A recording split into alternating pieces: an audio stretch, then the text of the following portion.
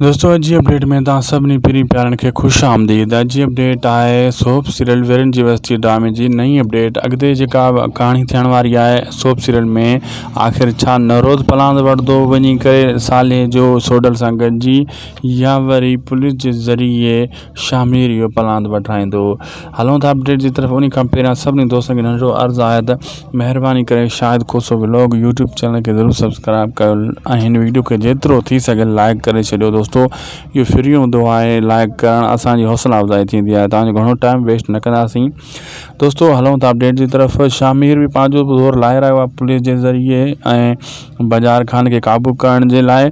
होॾां शामिर जी इहा कोशिशि आहे त मां इहो कमु कयां, बाज़ार खे हथी को कयां, ऐं होॾां जेको आहे हाणे साले जे बदिले में नरोद वॾी कोशिशि कंदो ऐं रोशन जो बि सोढल जो बि जेको आहे जज़्बो जॻाईंदो। अहिड़े हिसाब सां मल्हार खे बि जज़्बो जॻाइण जी कोशिशि कंदो।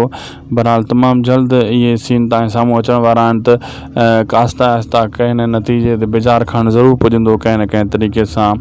बाक़ी हाणे नरोज़ आयो आहे मैदान ते त कुझु न कुझु नरोज़ खे ज़रूरु करिणो पवंदो। असांखे ॾींदा इजाज़त, लाइक सब्सक्राइब शेयर ज़रूरु कंदा।